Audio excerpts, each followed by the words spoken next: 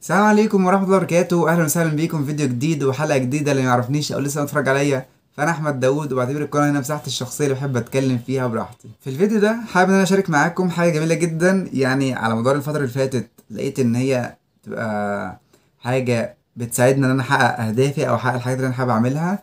وهي إن أنا في بداية كل سنة، طبعا كلنا عارفين، يمكن أغلبنا أو كلنا بنعمل حاجة زي كده، بنمسك ورقة وقلم ونكتب فيها احنا حابين نعمل ايه او حابين نحقق ايه السنه دي او حابين ايه اهدافنا السنه ديت ونكتبها. حرفيا يا جماعه يمكن احنا ما بنحققش جزء كبير من الحاجات دي، بس حرفيا لما احنا بنمسك ورقه وقلم ونكتب احنا حابين نحقق ايه في حياتنا، او ان احنا حابين نعمل انجاز ايه في حياتنا، او في اهداف مثلا عندنا حابين ان احنا نعملها.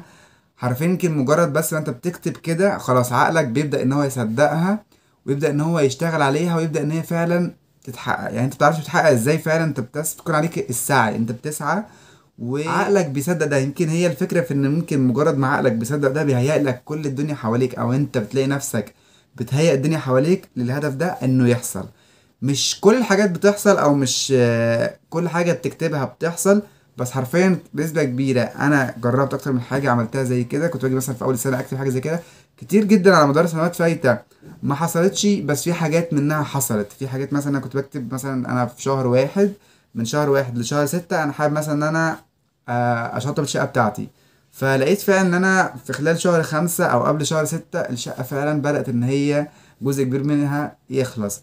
بدأت مثلا ان انا اقول لا انا عايز بعد التخرج مثلا اشتغل بمرتب مبلغ معين، فلقيت ان انا فعلا لا، بعد ما اتخرجت الحمد لله وسلمت شهادة الجيش اشتغلت في مكان معين، والمرتب فعلا كان بالنسبة او بنفس الرقم اللي انا كنت كاتبه. اللي انا حابب اقوله في الفيديو ده ان احنا محتاجين ان احنا نمسك ورقة، تمام، وقلم، ونكتب فعلا الحاجة اللي احنا حابين ان احنا نحققها. او احنا مثلا في حاجات كتير جدا، مثلا ان انا نفسي مثلا اسافر، ان انا نفسي مثلا يكون عندي الشانل الخاصة بيا، ان انا مثلا نفسي يكون عندي شقتي الخاصة بيا.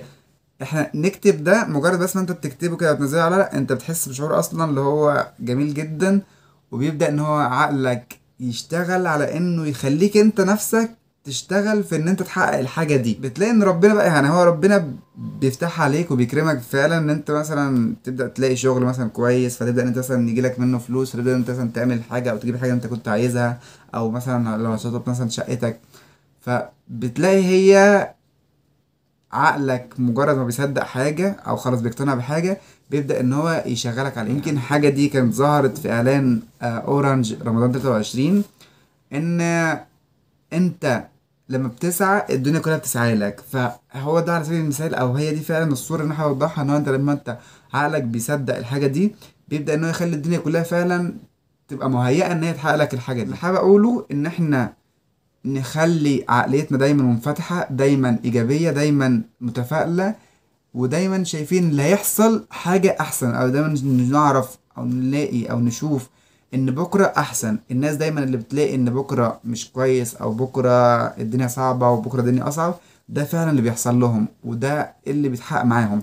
هات أي واحد يكون متشائم في حياته وشايف الدنيا مش حلوة وتلاقيه مثلا مبسوط، او تلاقي الدنيا مثلا اوقات بتصدف، يعني هي ممكن تصدف ان هي معاها تبقى حلوه، لكن هتلاقي اغلب الوقت ان هو عايش في تعاسه.